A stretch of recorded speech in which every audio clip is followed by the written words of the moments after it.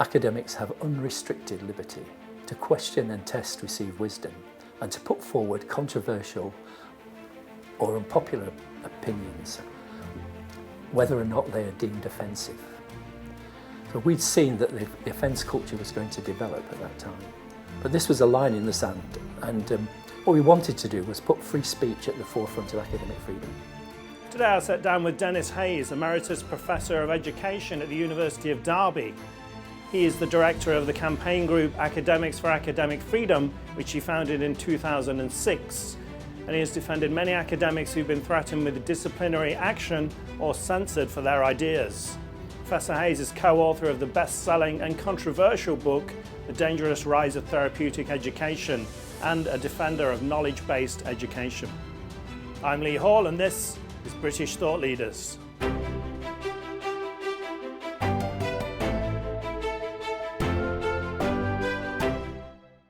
Professor Dennis Hayes, thanks for joining us on British Thought Leaders. Thank you for inviting me. Traditionally, the university was seen as a bastion of free speech, a place where ideas could be challenged. But recently, David Davis MP said that the levels of intolerance in universities, he compared them to a totalitarian repression. So academic freedom was brought into law in the 80s. How have we got to this point where we need an organisation to defend it?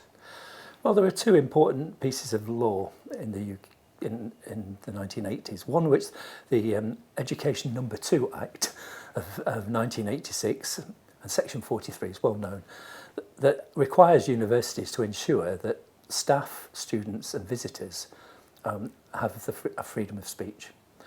But more importantly, there's the what's called the Hillhead Amendment to the 1988 Education Reform Bill, subsequently an Act, which gives academics freedom within the law to question and test received wisdom and to put forward new or controversial or unpopular ideas without losing any of their privileges or their employment.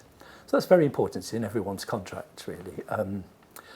But then something fundamental happened on the 14th of February 1989 when the Ayatollah Khomeini issued the fatwa against Salman Rushdie. And that fatwa was for offending and insulting all Muslims.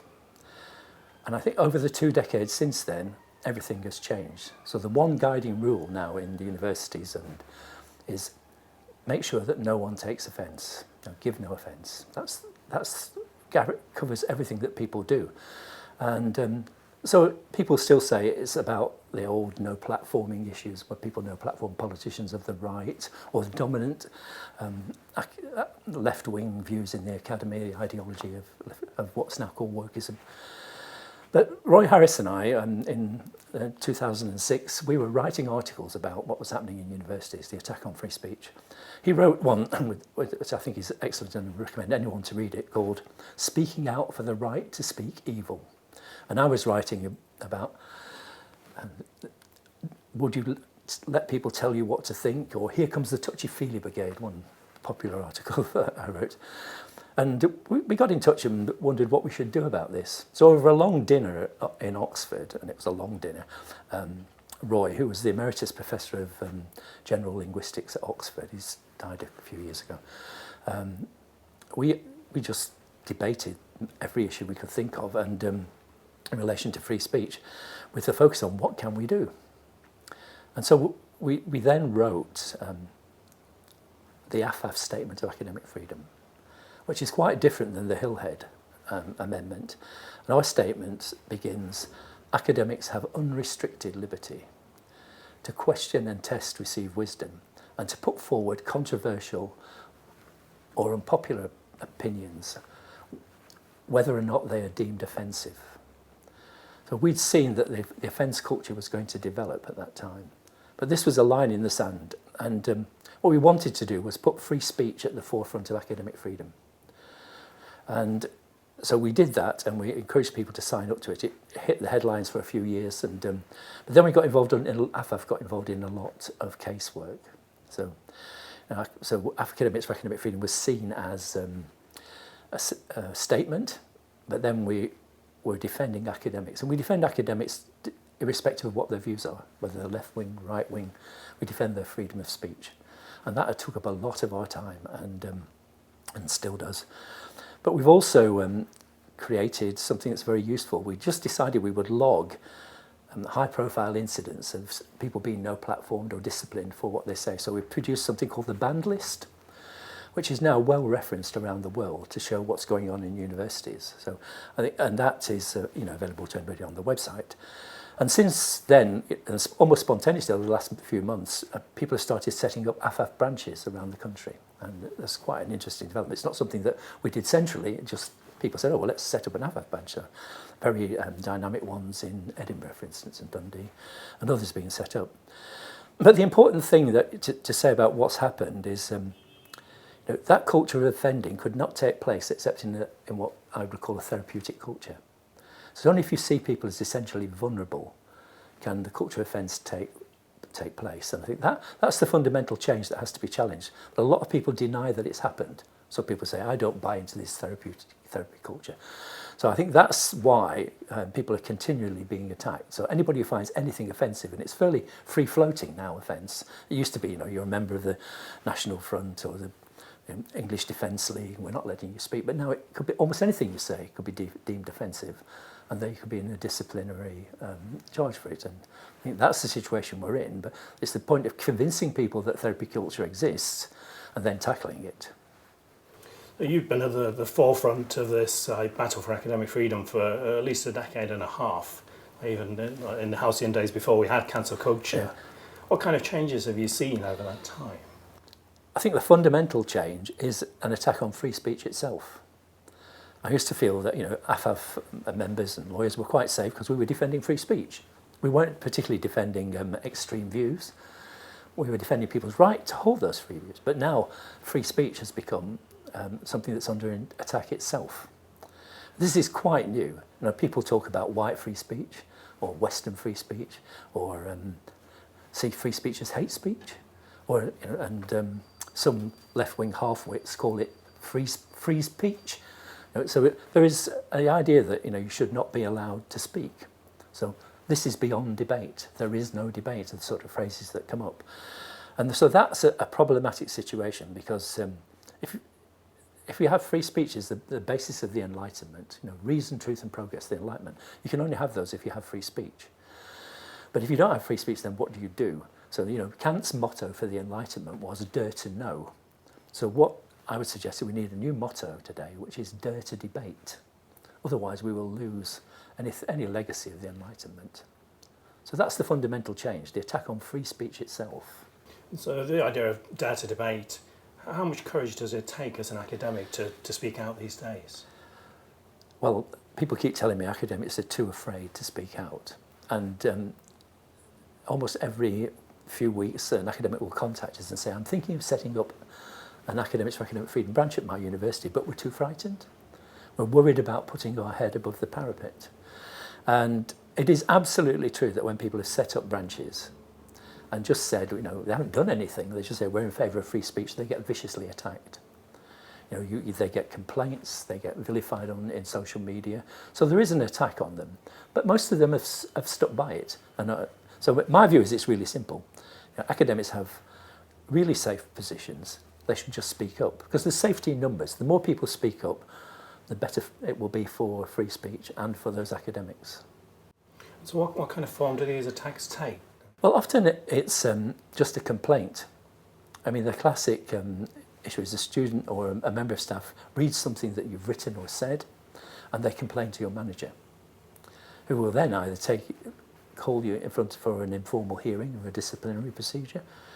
And they can be fairly minor things. A comment, a metaphor you've used in a chat on the Zoom conference call, somebody doesn't like it, and they then complain. So there's one example that we have that's now public of an academic going around the university. I won't name the university, but and somebody said to him, "What do you think about the new multi-faith centre?" And he said, "I'm a lecturer in mathematics. I'd rather see a centre for the study of mathematics rather than this religious nonsense." That's what he said. It's filmed, 15-second conversation. Gross misconduct, suspended, threatened with the sack. So I think that's the climate lecturers live in. Fear of saying anything or somebody takes offence to it, and then they won't challenge you and say, I don't agree with what you say. They just report you to somebody in authority. And that's the sort of climate in universities that's hidden. There's a very famous book in America, the founders of FIRE, the Foundation for Individual Rights in Education. It's just changed its name. But they took up a case which was confidential and made it public. And it's the only way that they got out of the shadow university and were able to defend the student as it was attacked. So that idea of the shadow university is really important. It does exist. And anybody who gets threatened with a complaint or a disciplinary procedure will know what it's like. And these things don't go away quickly. Somebody once said it's the process that's the punishment. So you can be suspended for 6 months while the process drags on and on. With all that, not working for this. Sometimes working, but often with restricted contact with students, but often not working. And I think they say there's no harm, there's no prejudice in that, but of course it's incredibly damaging.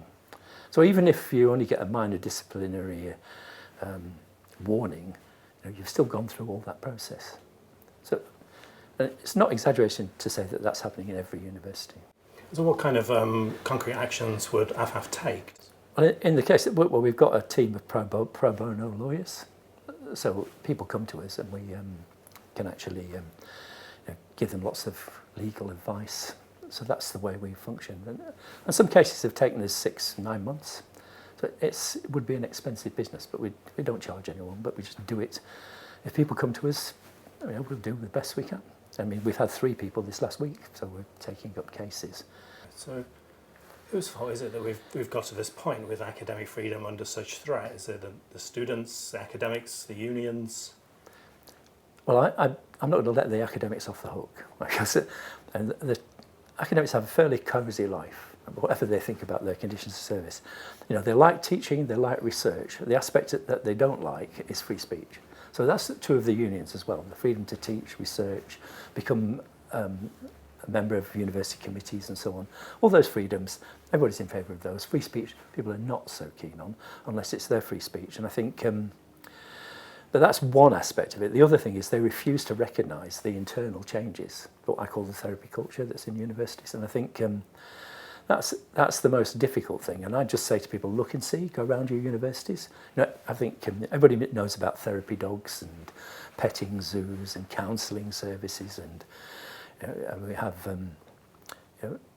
all sorts of safe spaces you can go to, and trigger warnings. But also, some universities have bibliotherapy sections in their library. If you just look around a university, you'll see all these questions about safety. I went to one university where it had a leaflet for counselling, and they collect these things. And the counselling leaflet said, if you come to this university and you study sociology, you might find that a lot of people are poor. And if you come and study nursing, you might find that a lot of people are ill. So you can see where this is going. So whatever subject you're studying, you might need counselling because you'll be so disturbed by what you're studying. So I think you just look around and you'll see that things are changing. That within the university, students are presented by this plethora of therapeutic, quasi-therapeutic activities that they're supposed to engage in.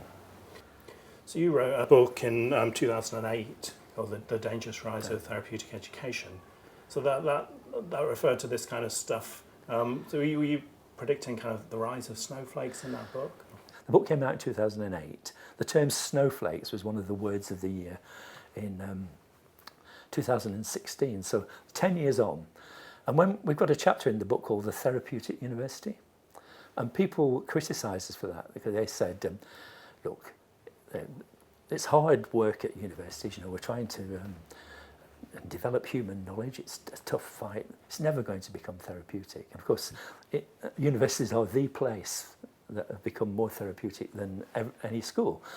And it's partly because students have been trained throughout their career in all these therapeutic activities, add safeguarding a bit, so they must never be offended or hurt. So they come to universities and they want it to be a safe space. They want it to be like big school, and it's not. But then universities buy into it. So you get freshers' weeks becoming welcome weeks. And going to university is really, really intimidating. And I think, when you look at it over the last 10 years, 20 years even, the obsession with different things that have gone into universities, self-esteem was one. Then there was emotional intelligence, you remember that, emotional literacy, happiness, mindfulness. One vice-chancellor wanted to make his university the mindful university. And you have well-being, and now mental health. If you go to university, your mental health might be threatened. So all these initiatives and concerns, which had nothing to do with education, it's to do with people's psychological lives, are very dangerous. And students pick up on these and learn the language. So I overheard a student coming out of a tutorial about 6 months ago now, and she said, oh, that was difficult. That tutorial really affected my mental health. Now, instead of saying, right, I need to read more and do better next time, it's my problem. I've got a problem now with my mental health. But they're learning the language. They're learning the language of vulnerability. And that's the dangerous thing, because it gets internalised. And if you add that to the concern with ensuring that no one ever takes offence, you've got a dangerous situation, because you never know what's going to offend a student or member staff. So should we be looking at encouraging students to think less about their emotions and think more about being more resilient and pushing forward to learn more and be more ambitious? Of course, resilience was one of the themes that universities were. When it was self-esteem, they thought, well, that's a bit negative, you've got low self-esteem, so let's build your resilience. That's another therapeutic initiative. But universities should go back to their core job, which is teaching subjects. Most students go to university because they're passionate about subject, whatever it is, and that's true.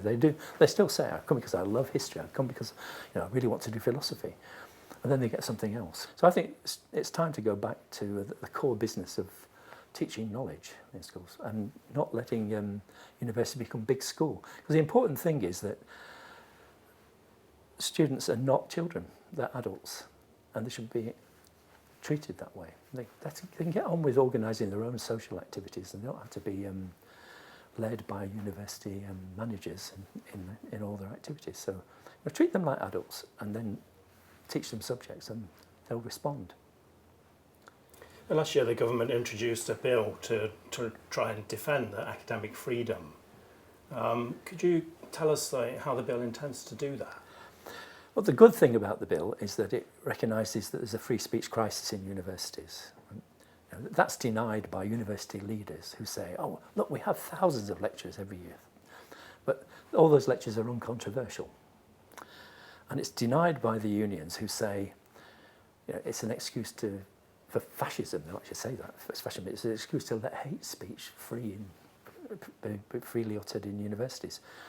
So the government have recognised that. But the changes they want to bring in are interesting. One is to introduce a statutory tort, so that anybody who feels that the university have breached its free speech duties will have the ability to sue the university. And to facilitate that, they're in process of appointing a director of free speech and academic freedom, based in the Office for Students, who will oversee the complaints procedure before it goes to court and advise universities on their free speech duties. So each university will have one of those? No, there'll be one based in the Office for Students. So some universities have now decided that let's get ahead of the game and try and introduce somebody who will defend free speech. But the third point, and one that I would agree with, is that they've made it a requirement of both universities and student unions to actively promote free speech. So you can't just say, yes, we accept that free speech is important. They will have to show that they're promoting free speech. And that's important as far as students' unions are concerned, because they're the ones who know platforming more than anyone else. But do you feel the bill will be successful? I think it's got dangers, and one of them is going to law. And actually, we've already got to turn to what's called lawfare, if you've ever heard the term lawfare, where people will, if they feel that their free speech in a university or anywhere has been denied, they go to court. So the most important case recently was Maya Forstater. She won a case saying that her gender-critical beliefs were protected under the Equality Act. So, and that's very successful, and But it could create a climate where everybody, instead of arguing for free speech and winning the arguments, just goes to court. So we've seen a change in the people who've come to us over the last few weeks even. They're already coming to us and saying, I'm now in trouble because they put in a complaint. So they didn't come to us about it because we said, don't put in a complaint, don't get meshed in these procedures, have a debate about the issue, try and get it more public. And so they're way down, weeks and weeks into having discussions with management and being threatened with disciplinary action as well, because they're following a complaints procedure. And the cards are stacked on those sort of procedures. And they're not free speech procedures, because once you go into a complaints procedure, it's all restricted and it's quite private. So I think the jury's out on what will happen. I tend to believe that unless you win the battle for free speech, the arguments, then what will happen is academics will just say, oh, well, we've got a free speech champion, we've got free speech law, so that's all okay, and they'll just withdraw and continue to self-censor and not invite controversial speakers. So as the director of AFAF, do you feel there's any glaring omissions from the bill or something that should be out there isn't? Well, I think they have to deal with what we've talked about before, the disciplinary procedures with those gagging clauses, because lots of cases are happening and even are resolved, but then there'll be some sort of financial or other settlement, and they're kept confidential. So you never know what's happening. So I think even in disciplinary cases, they should make them public. One of the issues with the Higher Education and Free Speech bill was that it was hastily written. So they put in a clause saying that academics have freedom of speech within their area of expertise, or their field of expertise. Because if you remember, I gave you the statement from the Hillhead Amendment, which is academics have freedom within the law to question and test received opinion and put forward new or controversial ideas without injustice. So restricting it to your field of expertise was very narrow. So what would you say about another discipline? There are all sorts of things. And I think university managers would have liked that, because you can't criticise management, which is your right, and you can't criticise anyone else. You just got to do your research. And I think that was very damaging. It has been removed, we think, so because people campaigned against it. So the old free speech clause has been put back in. But it just shows you how hasty it was. So the consequences of it weren't thought through. And I think that's true about, what was the free speech champion, but now the director of free speech and academic freedom. Once you've got this big figure, I think people will think it's safe now, we're all okay. And people like AFAF and the Free Speech Union as well will be involved forever in defending people who are taking cases out against universities. But it'll be legal and quiet. I mean, you can try and make them public, but I bet there will be gagging clauses. So you won't be able to do anything until you've gone through an endless internal complaints procedure that the director is charged with drafting. It's great that they're bringing in a law to try and change things, but do you feel kind of keep passing laws is going to solve the issue, or do we need to take a step back and look at things in a more kind of holistic way? I think that's true. I think the move to lawfare means that you have to not give up on the arguments. Because if you've got an argument, like, does this fit the Equality Act? Is it protected by the Equality Act? It's a very technical discussion. So if we get every single thought and belief protected by the Equality Act, another legal case, it may not yet change anything for anyone. So I think I'd rather that there was more debate. So when AFAF put in a submission to the consultation on the free speech bill, basically we said what you really need is a public debate. Let's debate free speech in every university. Every university should have a free speech debate every year.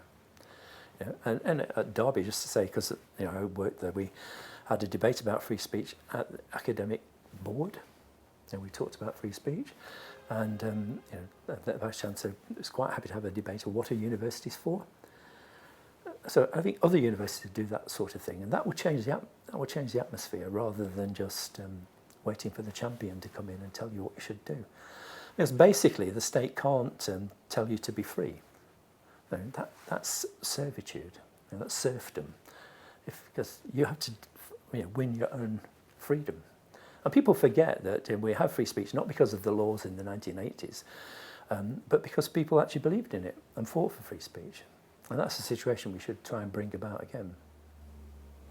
You mentioned the debates for free speech, which sounds great. Do you have any other examples of students or academics taking action that can kind of bring us some hope for things to change? Well, I was always pessimistic. If you read things I've written over about 15 years, it'll say this is going to be the worst year for academic freedom, worst year for free speech. And I was at the University of Warwick, I think about 2019, and after a debate on free speech, students came up and said, we want to set up a free speech society. We don't get involved in the NUS, we want to set up a free speech society. And then people started emailing us, contacting us, saying we'd like to set up a free speech society, individual students. And I thought, this is the change. So it wasn't academics telling students they need to believe in free speech. The students, I think they got fed up of being infantilised.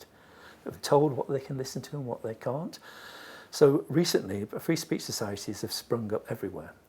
There's Bristol, Buckingham, Queen Mary's, Kent, Sussex, and many more. And students just set them up. And that is a really good development. On the downside, of course, students are students, and eventually they cease to be students. So some of the best free speech societies have not continued. But what my hope is that some of those students will become academics, or they'll go into other forms of employment where they'll defend free speech. So there is hope in that without being patronising about students. I do think something substantial has changed. So when academics say, what should we do about it? I think students are saying, well, we'll do it. And they'll be provocative. But they show that they have equal concerns. Someone at the debate at the Battle of Ideas on Saturday said, we're frightened, at Oxford, if we say what we think, it might affect our job prospects. People, if any employer tracks us down on social media and says, oh, you believe in this. And somebody's reply to that was, well, do you really want to work for an employer who's going to do that sort of thing and not allow free speech? Now think about it, that you wouldn't want to work for an employer like that. So be a bit braver. Professor Dennis Hayes, thanks for joining us on British Thought Leaders. Thank you for inviting me again.